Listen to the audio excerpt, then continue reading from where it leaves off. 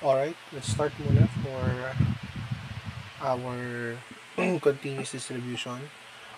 First lesson is with regards to uniform distribution.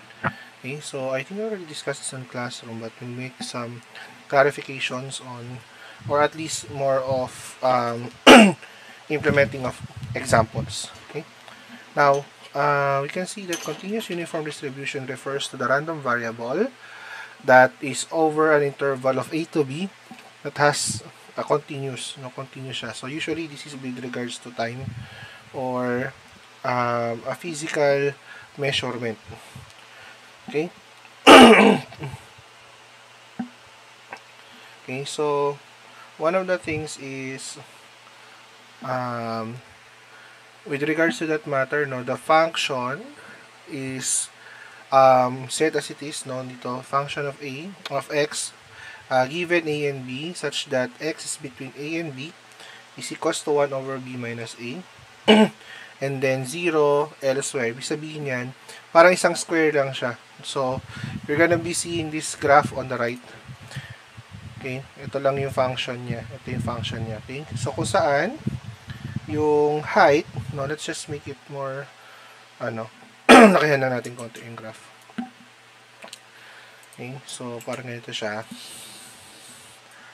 So, A and B, yan.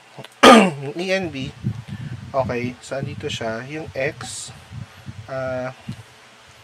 not this X side, this is referring to the X-axis, so huwag niyo pansinin to. Okay, huwag niyo pansinin yan. The X here refers to, or the F of X here refers to anywhere in between. Okay, anywhere in between lang siya.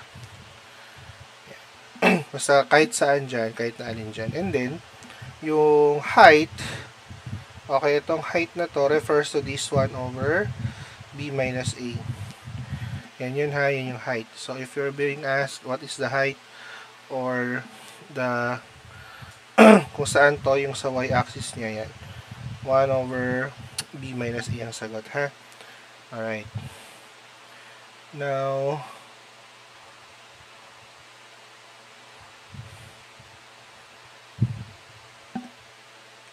okay, now, we're going to provide you with, okay, so huwag nyo kakalimutan din itong mean, median, yung mean at saka variance. Okay, so those are the mean and the variance. Dapat natin tandaan yan. So wala tayong ano dyan, ha? Ay, ano yan, we will check on that later on. Okay, so gawa muna tayo ng isang problem. So gawin muna natin yung problem dito sa slide. Okay, so the uniform arrival of customers at a certain bank during noon to 1 p.m. has a uniform distribution between 1 to 20 seconds. 1 to 120 seconds. Okay, yan na. What is the probability that the time between the arrival of two customers will be between 10 and 30 seconds? Okay? So, check muna natin, okay? So, solve natin siya. So, una, we can see that there are two limits here, no? Ano yung dalawang limits? So, meron tayong from noon to 1 p.m., that's around 1 hour siya, no? Pero, ang distribution daw niya is the uniform distribution is extending from 0 to 120 seconds or 2 minutes, no? So, so meron tayong dalawa. Meron tayong A is equals to 0, 0 minutes, 0 seconds, and B 120 seconds. Okay, so meron tayong uniform distribution. Ngayon, dito. Okay, that is 0, 2, yan, kaya dito na lang, pwede naman kahit saan yun. 120 seconds. So, this is A, no? Ito yung A natin, ito yung B natin. Okay? And then, yung height niya, okay, again, this is what? 100, 1 over 120 minus 0 is 120. Okay? Clear? So, meron tayong height. Ito na yung height natin. This is our height.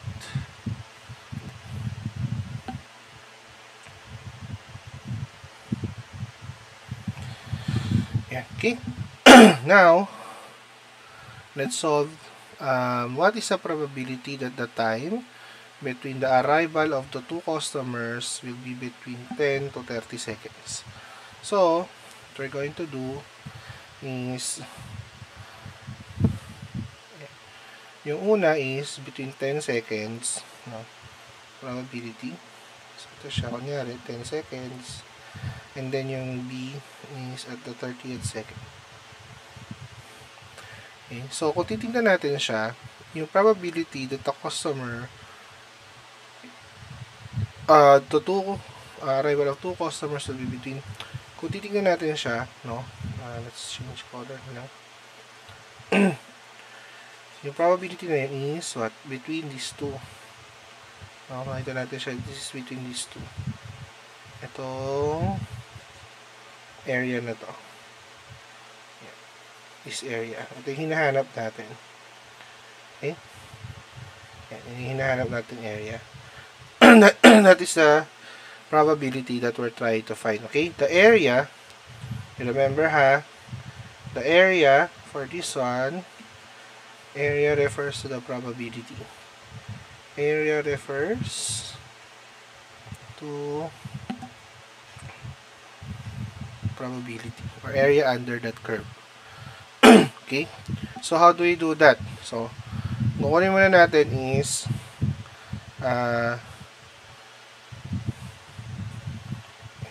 kunin muna natin yung P. Ang hinahanap natin is between 10 and 30.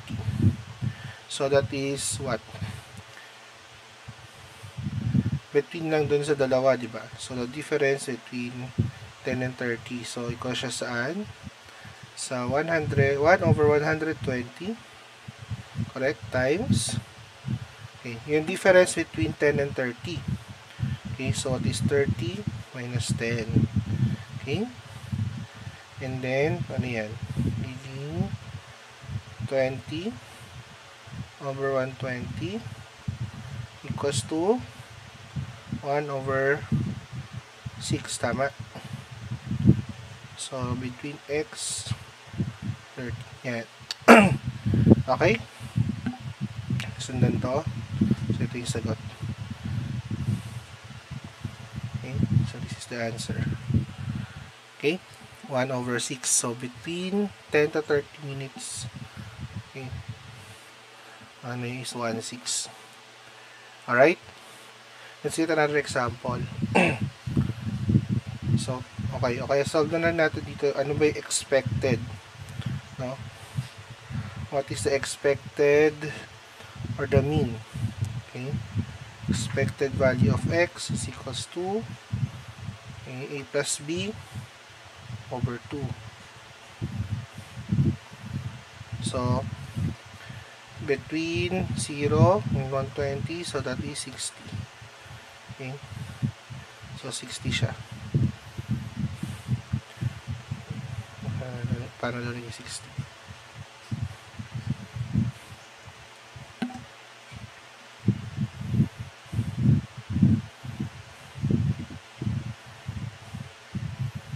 So, nito siya.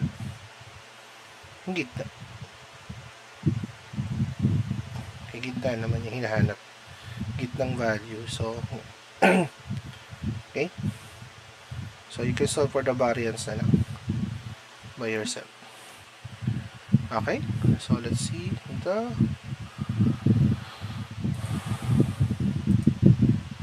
Yan. A study of a time spent in shopping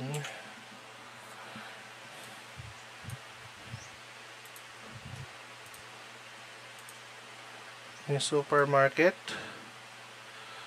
or market basket of 20 specific items should take an approximately uniform distribution between 20 to 40 minutes. Okay. So, what is the probability that the shopping will be less than 35 minutes? So, again, meron na naman tayong ano dito, uniform distribution. Tandaan niya, laging sinasabi ko ano distribution yung ginagamit, ha? Okay.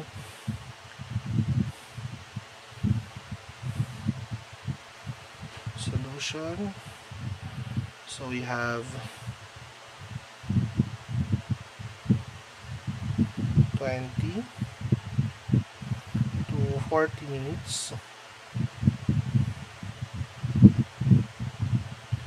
Yan. Okay.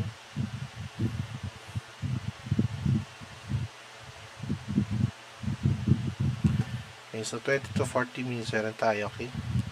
Now, what is the probability that the shopping will be less than 35 minutes? So, hanapin natin yung probability ng 35.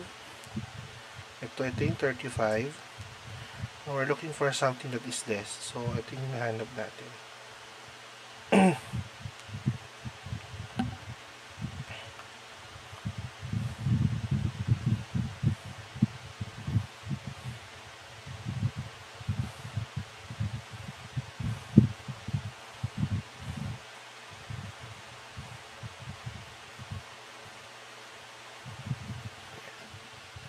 So, ito yung hinahanap natin, ha?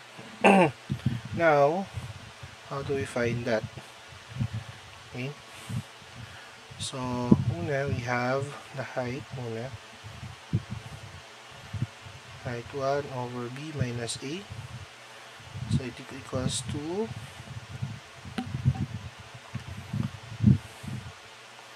over 20.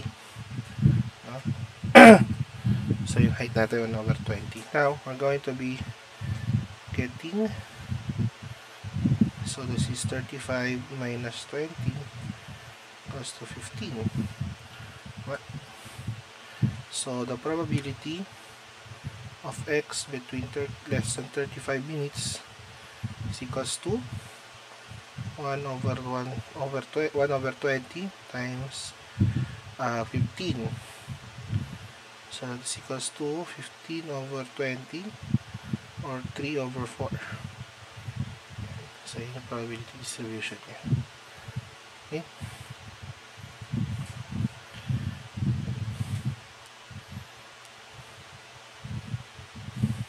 Okay, if it will take daw more than 34, syempre yung sa kabilang side. So pwede kang mag 1 minus.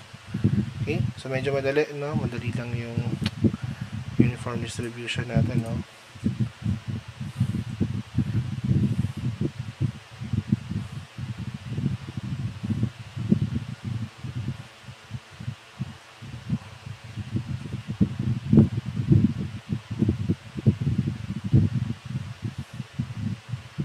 Okay. Okay, here's another example. Suppose that a large conference room for a certain company can be reserved for no more than 4 hours. Okay. However, the use of the conference room is such that both long and short conferences occur quite often. In fact, it can be assumed that the length x of a conference has a uniform distribution on the interval 0 to 4. Okay, so what is the probability density function, and what is the probability that any given conference lasts at least 3 hours? Okay. Tatanong lang niya is yan, okay? What is the probability distribution function? So, hinahanap lang dyan muna yung ano yung function niya. Okay, so, alam natin, okay, solution muna tayo.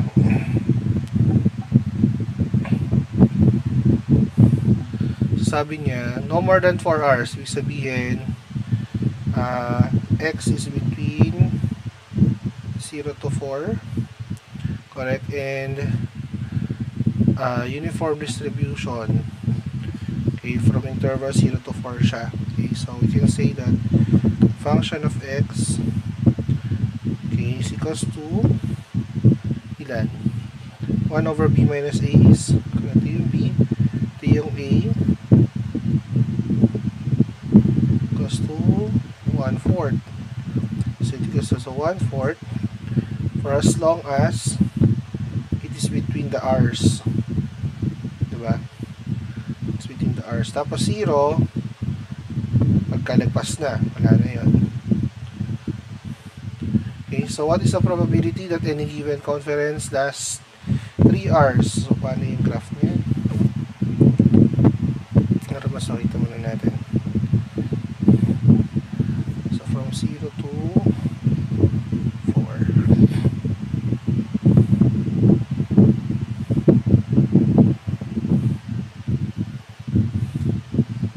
So, ito ay 1/4. Okay, so hinahanap niya is at least 3 hours. So, if this is 3 hours, no, pag sinabi natin at least, nandun sa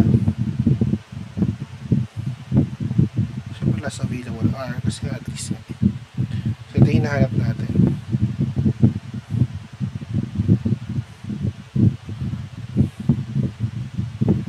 Okay, so to do that,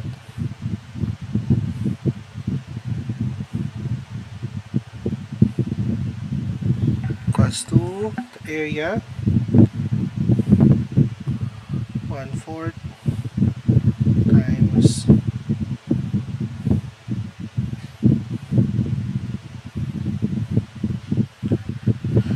yan, may tayo. Okay, so na tayo sa next.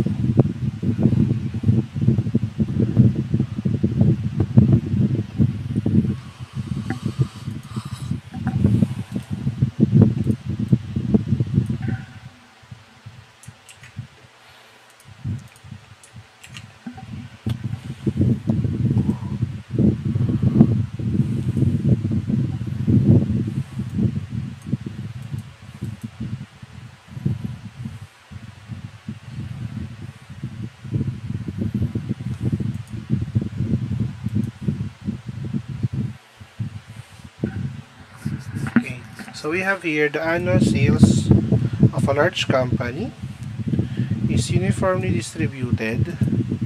Okay. Yan. So from 500,000 to 800,000. Okay. At Philippine peso 600,000, the company breaks even. Ibig sabihin, pagdating doon sa part na yon, walang kita, wala rin lugi. Okay? So, assuming the peso sale is measured to any degree of accuracy, what is the probability the company makes a profit? What is the probability that sales between 650 and 750? Okay, what is expected annual peso sales? Okay, so, kunin muna natin 1. Construct muna natin yung probability table. Kasi yung probability function. Kasi this one will really guide us. So, we're looking at the probability of X being between 100,000 800,000. Okay, and it's a uniform distribution.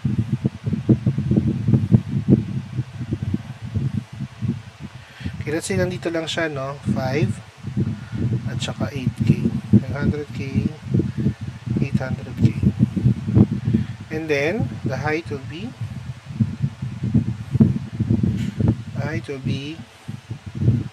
1 over, so that will be 1 over 500K. 800K minus 500K is 300,000. Masyado malito. Okay, anyways. So, what is the probability that the company makes a profit? So, sabi is at 600 daw, oh, break even na. Okay. So, ito yung portion ng kumita. Kumikita na, syempre, nagpas na dyan eh.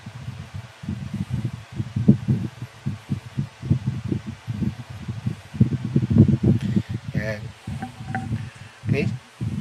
So, yan yung probability na hihanap natin. Okay, so, let's solve. So, this will be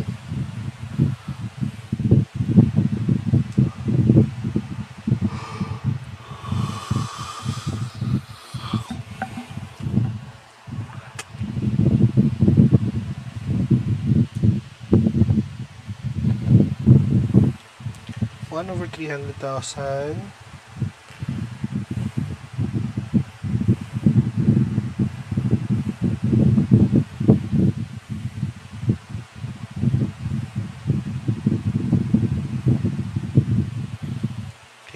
natin. Ano ang kasagutan? So it's 101 over 300k.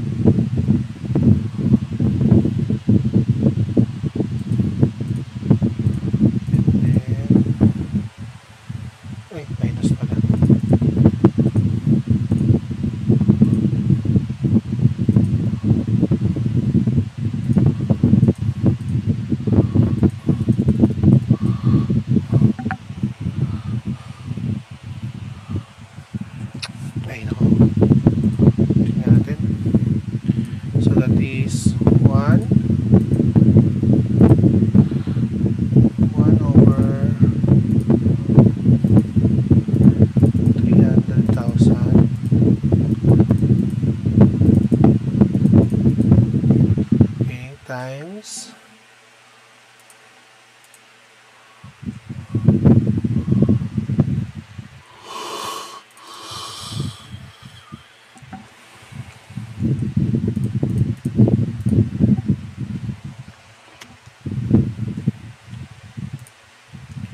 so that will be 2/3.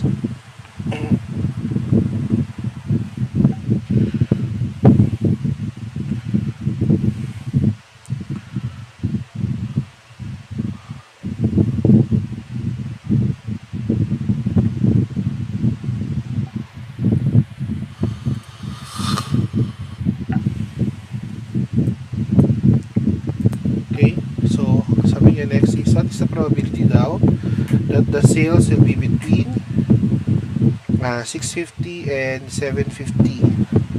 So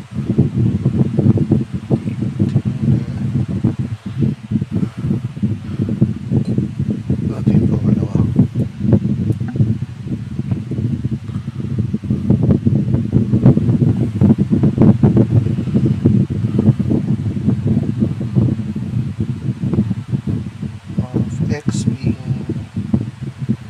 between 650,000 and 700,000.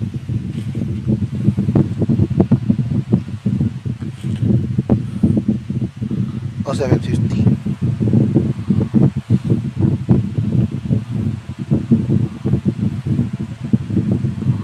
Yan. Okay. So, ganun ulit gagawin natin.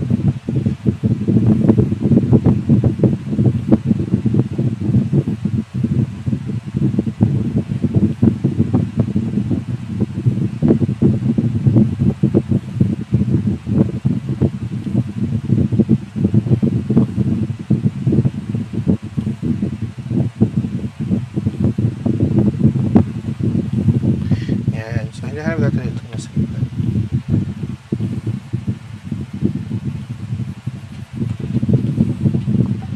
Yan, ano daw yung magiging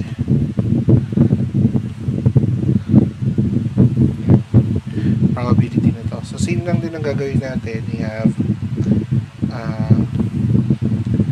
1 over 300k times yung pagitan nila is what? 100, no?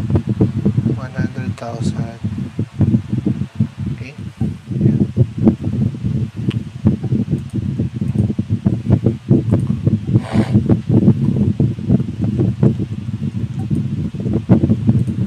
Okay, so 100,000 lang siya.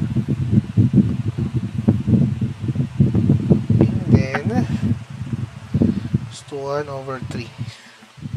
Correct? 1/3 siya. Good. Alright. So, I think that's enough for our... may letter C pa pala. What would be the expected? So, pag sinabi expected value is the mean.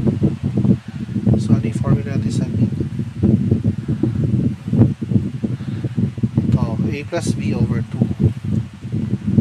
So,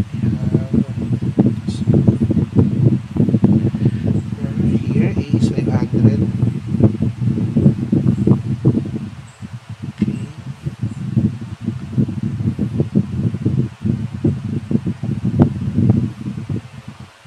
Divided by 2, so